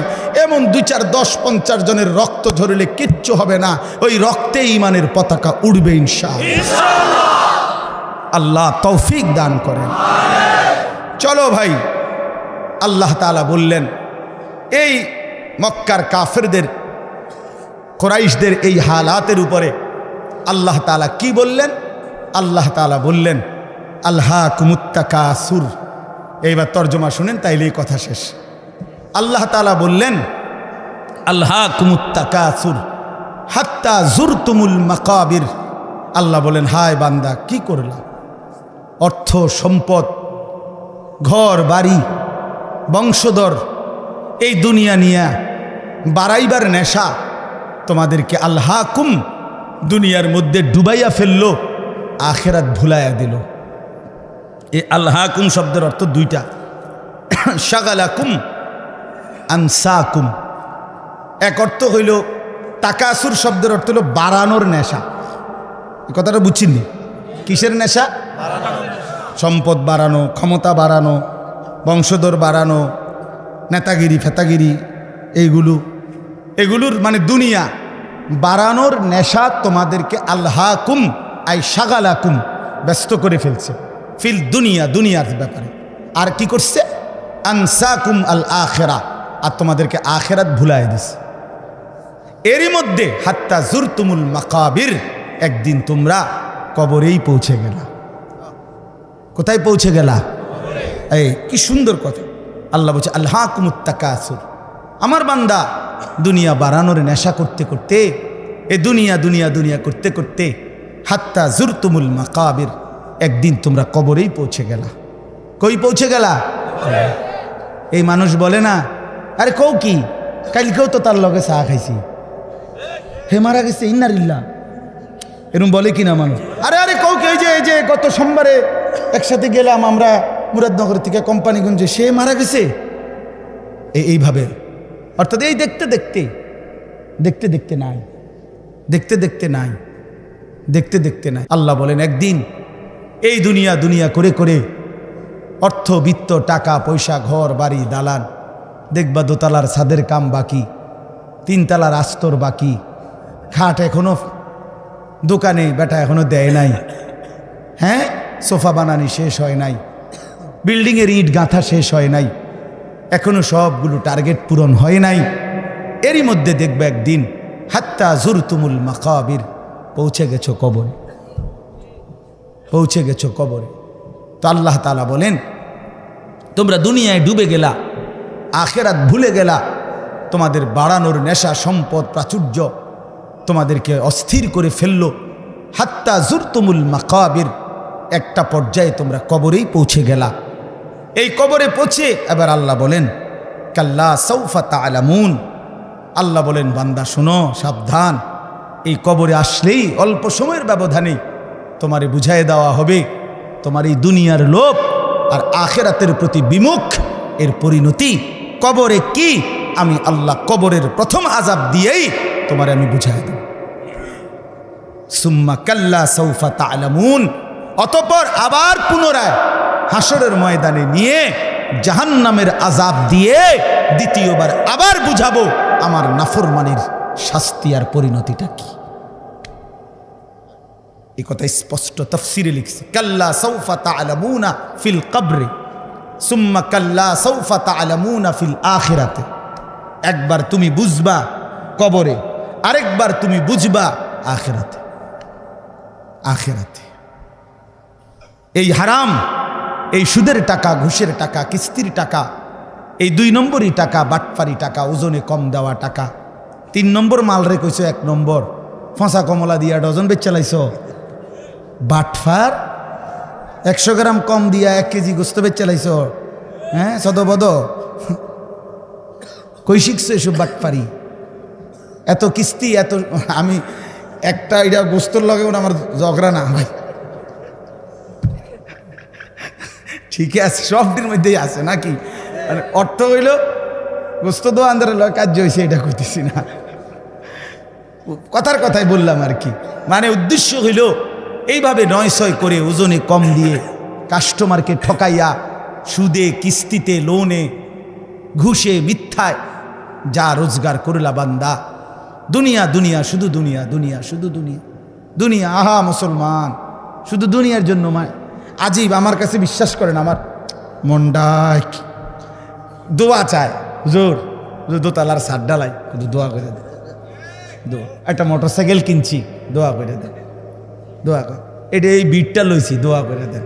শুধু দুনিয়া, সব দুনিয়া, শুধু দুনিয়া। এক লোক, আমার ঘনিষ্ঠ একজন পরিচিত লোক ছিল, বিদেশ থেকে আসছে, তো আমারে খুব আবদার করিয়া তার ঘরে নিছিল দাওয়াত খাওয়াইতে।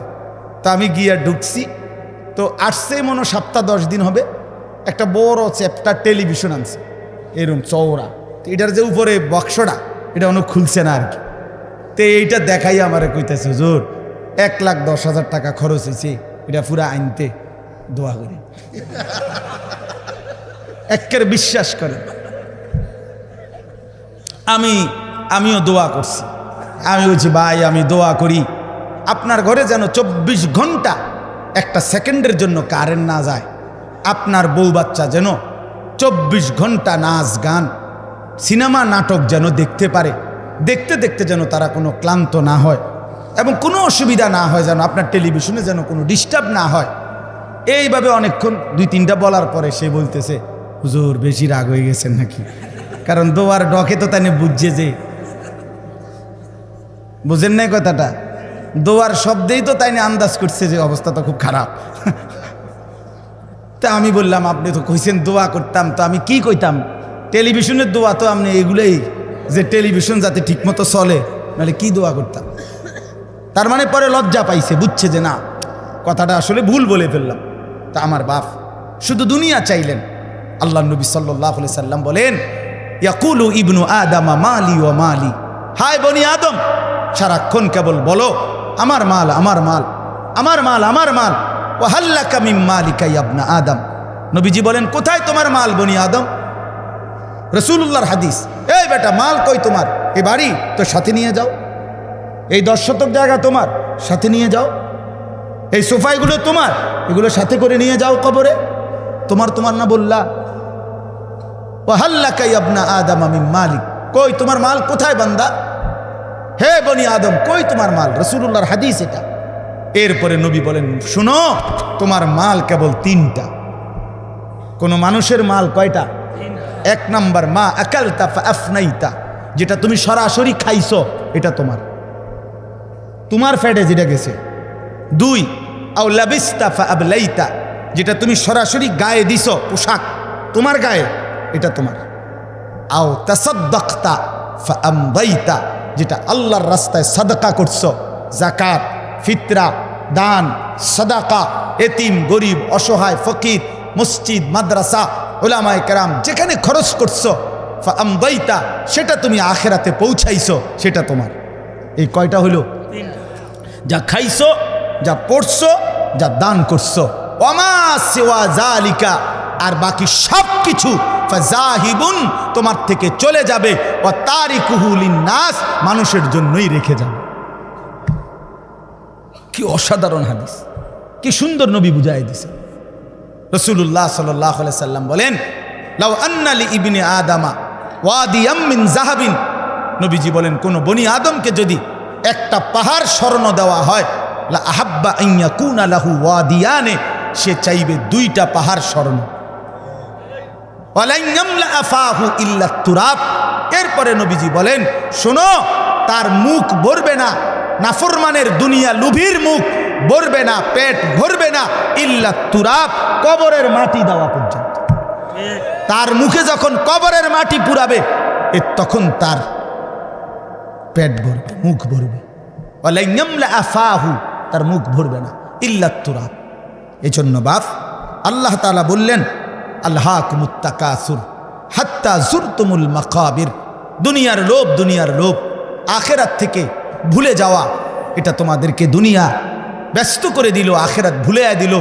একদিন তোমরা কবরস্থানে পৌঁছে জানতে পারবা তোমাদের এই নাফরমানির পরিণতি কি, আবার হাসরের ময়দানে জানতে পারবা। আমার ভাই, এজন্য কবরের আযাব বড় বেশি ভয়ানক, বড় বেশি ভয়ানক। আল্লাহর নবী সাল্লাল্লাহু আলাইহি সাল্লাম বলেন, তিনটা প্রশ্নের জবাব যে কবরে দিতে পারবে না, নবীজি বলেন আল্লাহ তাআলার পক্ষ থেকে বলা হবে, ফাফরিশুহু মিনান নার ওয়ালবাসুহু মিনান নার ওয়াফতাহু লাহু বাবান ইলান নার। এই ফেরেশতারা, নাফরমানের কবরে জাহান্নামের বিছানা বিছিয়ে দাও, জাহান্নামের পোশাক পরিয়ে দাও, জাহান্নাম বরাবর দরজা খুলে দাও। এই হলো এক, ফেরেশতারা এটা করবে। দুই নাম্বার, আল্লাহর নবী সাল্লাল্লাহু আলাইহি সাল্লাম বলেন, ওয়ায়ুদাইয়াকু লাহু কবরুহু, দুই নম্বরে প্রিয় বন্ধু আমার, আল্লাহ রসুল বলছে কবর তারে একটা চাপ দিবে, কবরের মাটি সংকীর্ণ হয়ে যাবে, ডান পাশের মাটি বাম দিকে, বাম দিকের মাটি ডান দিকে, এভাবে চলবে। আল্লাহ রসুল খোদার কসম বাফ, আমি যদি সামনে যাইতে পারতাম তাহলে বলতাম তোমার কাছে।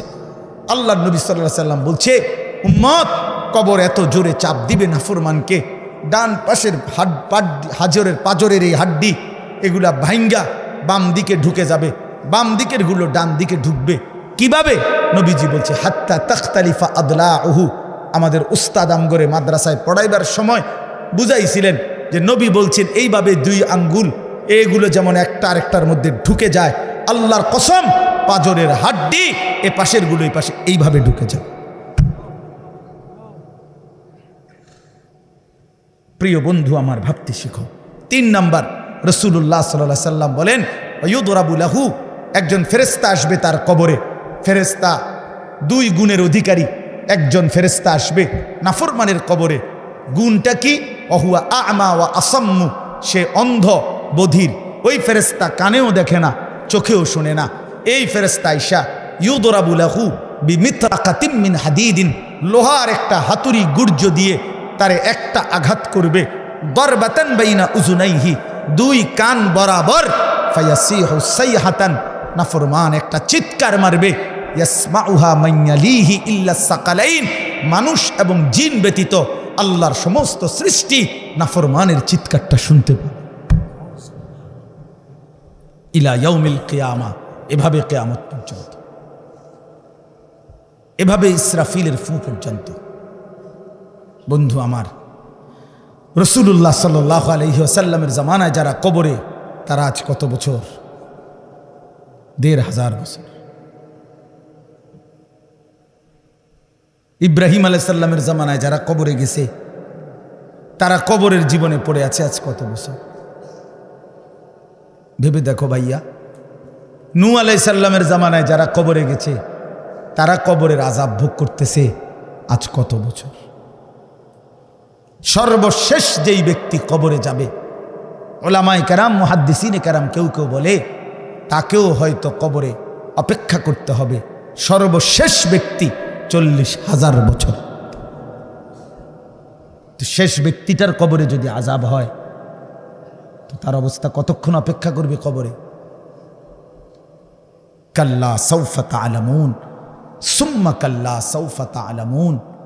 এবার শেষ কথা হলো কাল্লা লাউ তা'লামুনা ইলমাল ইয়াকিন লাতারাবুন্নাল জাহিম সুম্মা লাতারাবুন্নাহা আইনাল ইয়াকিন। আল্লাহ তাআলা বড় গুরুত্বপূর্ণ এবার বলছে, বান্দা শোনো, এই কথা শেষ করে দিচ্ছি আরেকটু 5টা মিনিট।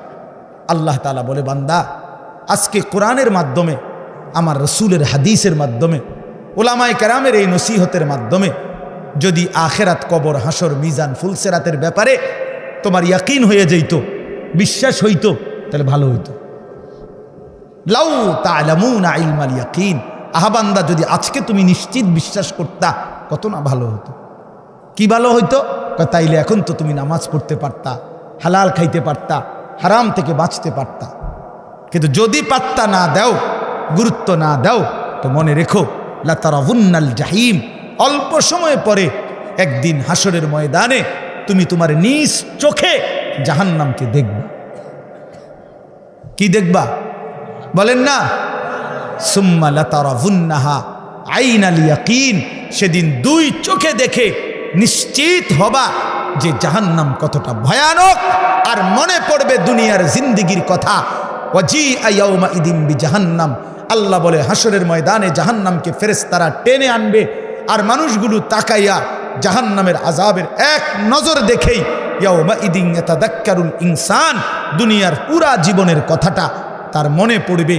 ওয়া আন্না লাহু যিকরা, কিন্তু মনে পড়ে সেদিন আল্লাহ বলে, এই বান্দা মনে পড়ে কি লাভ হবে? বুঝবা তো নিশ্চিত, আজ বুঝলে ভালো হইতো, কিন্তু সেদিন হাসরের ময়দানে জাহান্নামকে দেখে তুমি আইনুল ইয়াকিন সুম্মা লাতারাবুন্নাহা আইনাল ইয়াকিন, তোমার চোখে দেখা জ্ঞান হইতো। আপনাদেরকে বুঝাই, এই যে এটা যে গ্লাস আপনারা সবাই দেখতেছেন, কথা বলেন না কেন? এই যে গ্লাসটা আপনারা দেখতেছেন, কি দেখতেছেন? সবাই নিশ্চিত তো? কেমনে এত নিশ্চিত হলেন?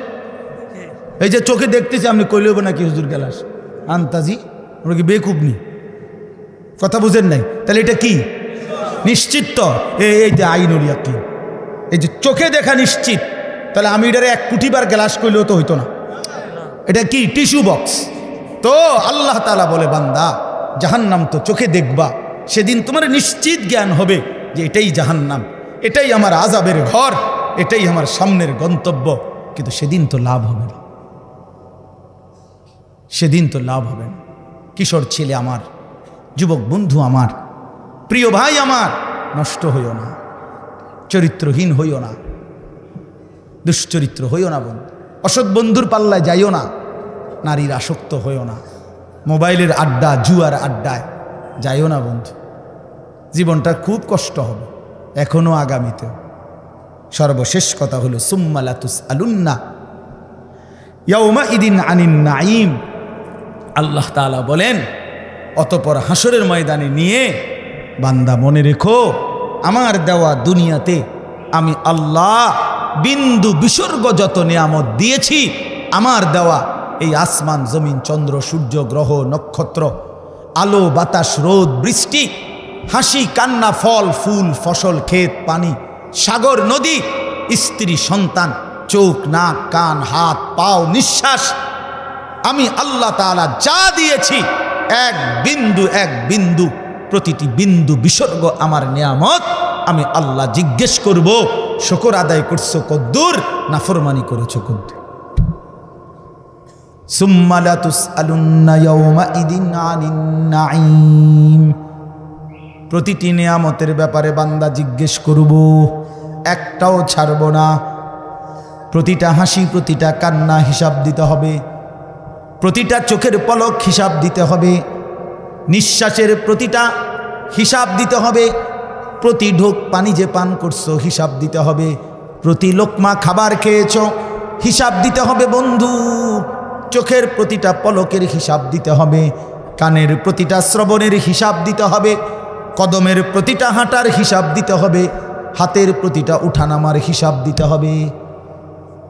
প্রিয় বন্ধু আমার, ইন্নাস সামা ওয়াল বাসারা ওয়াল ফুআদা কুল্লু উলাইকা কানা আনহু মাসউলা। আল্লাহ বলে, মনে রেখো বান্দা, তোমার কান, তোমার চোখ, তোমার দিল, তিনোটাকেই আমি আল্লাহ প্রশ্ন করব। তোমার দিলও বলে দিবে তুমি কি কি কল্পনা করছো। শাহিদা আলাইহিম সামউহুম ওয়া আবসারুহুম ওয়া জুলুদুহুম। তোমার কান, তোমার চোখ, তোমার সারা দেহের চামড়া আমি আল্লাহর কাছে তোমার জিন্দেগির সাক্ষ্য দিবে। ইয়াউমা ইদিন তুহাদ্দিসু আখবারাহা। তোমার পায়ের নিচের জমিন তোমার ব্যাপারে সাক্ষ্য দিবে। আল্লাহ বারবার বলছে, শেষ কথা। প্রিয় ভাই আমার, বাবারা আমার, প্রত্যেকেই ফিকির করেন, মানুষের ফিকির করেন, খাটফালঙের না। ইডি ইডি হুদ্দা, ইডি হুদ্দা একবারে শুধু শুধু। এই সোফা যে বেটা বানাইছেন আমনে ময়রা চাচা 20 বছরের মাথায় আমনে শুধু একটাবার ফেরেস্তারে বলিয়া বলে, ভাই একটা ঘন্টা আমি যামু আর আমু। আমি তো আমার ঘর চিনি, দেরি হইতো না, অন্যদিকে যাইতামে না। শুধু আমার ঘরে আমি বহুত কষ্টে খাট পালং সোফা ফার্নিচারটি বানাই দিয়েছিলাম। এটি কোনোটা নষ্ট হয়েছে নি, কিন্তু চাইয়াই শুধু এই কথাটা বলিয়া যদি আপনি কবর থেকে 20টা বছরের মাথায় আরেকবার আইসা দেখেন, আমনের ঘরে ঢুকলে আপনি কিচ্ছু খুঁজা পাবেন না। যদি ফুতেরে আর নাতিরে বলেন, কিরে নাতি, ফুত, আমি যে সোফাটি বানাইছিলাম হেডি কই? ওই বলবো, আব্বা এটি চলে না।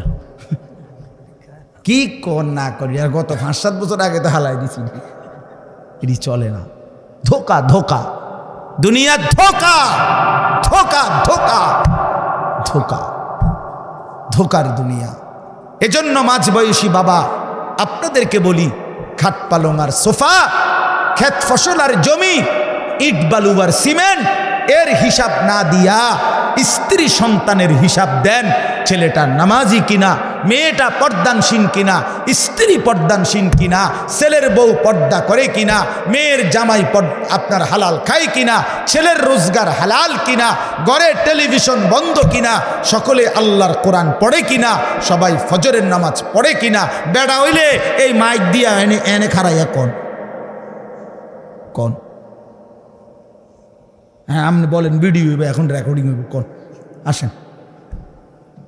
আমার আব্বা মৃত্যুর সময় আমরা 5 ভাই 3 বোন আর আমাদের ছেলে মেয়ে মিল্লা 25 জন। আলহামদুলিল্লাহ, আল্লাহকে সাক্ষী রেখা বলি, এই 24-25 জন ছেলে মেয়ে নাতি নাতনি মিলে আমার আব্বা লম্বা করে বিছানো ঘরে ছিল। আব্বার চারদিকে আমরা জীবিত, তখনও শেষ অবস্থা আব্বার, আল্লাহর কোরআন পড়তেছিলাম, ছোট বাচ্চাগুলো পর্যন্ত। এই অবস্থায় আমার বাবার দুনিয়া থেকে বিদায় নিছেন। আমি আমার মারে বলছিলাম, মা আপনি কাঁদেন না মা, একটু পরে বাফেরে কবরে যদি ফেরেশতা প্রশ্ন করে, মান রব্বুক, তোমার রবকে, তো আমার বাপ বলবে, ফেরেশতা রবের কোরআন পড়ার জন্য 25 জনকে জমিনের উপরে রাইখা আসছি, রব চিনব না কেন রে বেটা? রব চিনব না কেন?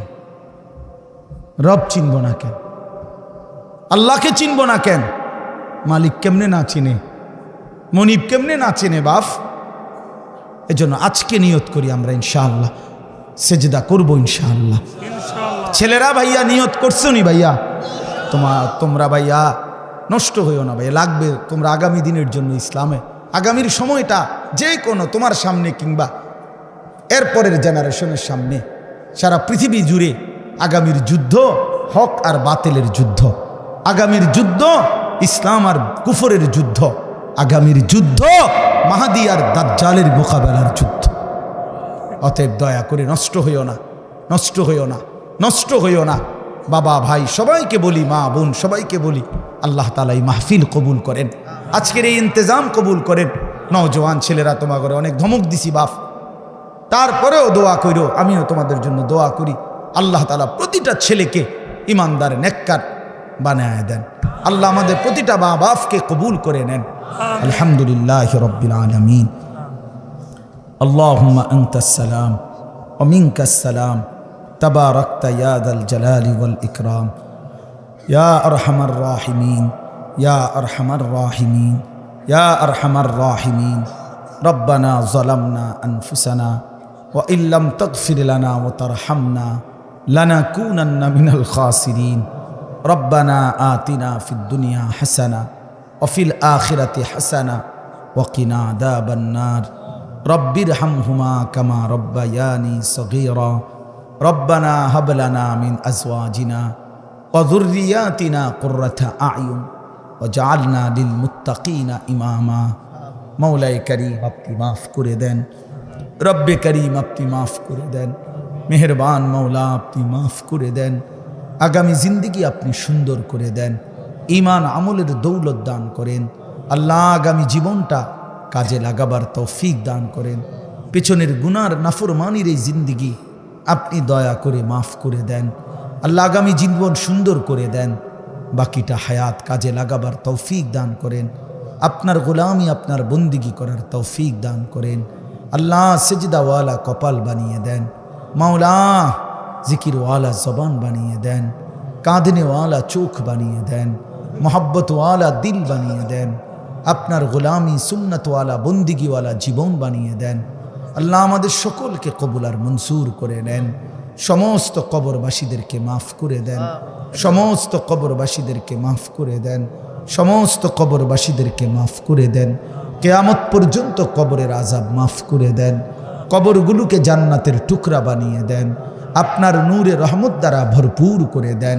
আল্লাহ আমরা যারা বেঁচে আছি আমাদেরকে ঈমান আমলের জীবন দান করেন। যুবক ছেলেগুলোকে নামাজি বানিয়ে দেন, নওজোয়ান ছেলেগুলোকে নামাজি বানিয়ে দেন। আল্লাহ আগামীর ইসলামের জন্য এদেরকে কবুল করে নেন, কোরআনের জন্য এদেরকে কবুল করে নেন, ইসলামের জন্য আল্লাহ আপনি কবুল করে নেন। আল্লাহ ইসলামের জন্য জান বিলিয়ে দেওয়ার সৈনিক হিসাবে কবুল করে নেন। আল্লাহ মুসলমানের সন্তানকে ঈমান আমলের দৌলত দান করেন। আমার বাবা চাচা বয়স্কদেরকে আরও বেশি নেক আমলের তৌফিক দান করেন। পর্দার আড়ালের মা বোনদেরকে পর্দা পুশিদা দান করেন। মা ফাতেমা, মা আয়েশা, রাবেয়া বসরিয়ার মতো বানিয়ে দেন। আল্লাহ আজকের এই মাহফিলখানা কবুল করে নেন, মাহফিলখানা কবুল করে নেন, মাহফিলখানা কবুল করে নেন। নওজোয়ানদের এই আয়োজনে আপনি বরকত দান করেন। এলাকার সমস্ত মানুষের ভালোবাসার মাহফিল এটা আপনি কবুল করে নেন। একটা টাকা একটা বিন্দু সহযোগিতা যে করেছে, একটা হাসি দিয়েছে, একটা শব্দ বলে সহযোগিতা করেছে, আল্লাহ এমন প্রত্যেককে উত্তম বিনিময় দান করেন। অসুস্থ বিমারি যারা শিফা করে দেন, প্রত্যেকের কামাই রুজিতে হালাল বরকত দান করেন। হারাম থেকে বাঁচান মাওলা, হারাম থেকে বাঁচান মাওলা। বিবি বাচ্চাকে নেক জীবন দান করেন। ঘরে পরিবারে সকলকে নামাজি বানিয়ে দেন, চরিত্রবান বানিয়ে দেন। আল্লাহ সমস্ত প্রবাসী ভাইদেরকে বাবাদেরকে সহি সালামতে নিরাপদে রাইখেন মাওলা, ঈমান আমলের সাথে রাইখেন। আল্লাহ প্রত্যেককে কবুল আর মনসুর করেন। যার যত নেক মাকসাদ আছে পূরণ করে দেন। আল্লাহ যার যত পেরেশানি আছে দূর করে দেন। আল্লাহ আপনি কবুল করে নেন, আপনি কবুল করে নেন। আমার দেশকে নিরাপদ করে দেন, আমার দেশকে নিরাপদ করে দেন, আমার দেশকে নিরাপদ করে দেন। আল্লাহ আমরা ঈমান নিয়ে বাঁচতে চাই, আমরা কালেমা নিয়ে বাঁচতে চাই, আমরা ইসলাম নিয়ে বাঁচতে চাই, আমরা সেজদা দিয়ে বাঁচতে চাই, আমরা আজান দিয়ে বাঁচতে চাই। আল্লাহ আল্লাহ আপনি দয়া করেন, আপনি রহম করেন। আপনি আমাদেরকে একজন ন্যায়পরায়ণ শাসক দান করেন, একজন ন্যায়পরায়ণ শাসক দান করেন, একজন ইমামে আদেল দান করেন, একজন ইনসাফগার শাসক দান করেন। আর কোনো জালেম চাপাইয়া দিয়েন না মাওলা, আর যেন আমরা জুলুমের শিকার না হই মাওলা। আল্লাহ শহীদ সাইফুল ইসলাম আলিফের রক্তে আল্লাহ যেই জমিন ভেসেছে, আমরা এই জমিনে কালেমার বিজয় চাই মাওলা, আমরা ইনসানিয়তের বিজয় চাই মাওলা। আল্লাহ সাইফুল ভাইয়ের রক্ত আল্লাহ আপনি কবুল করে নেন, তার খুন আপনি কবুল করে নেন, তার পরিবারকে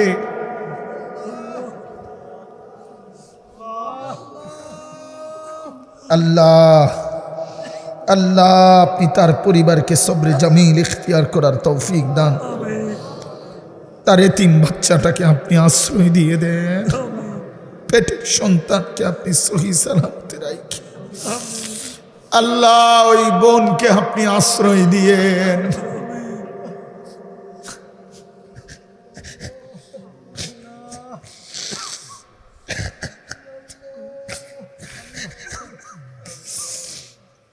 আল্লাহ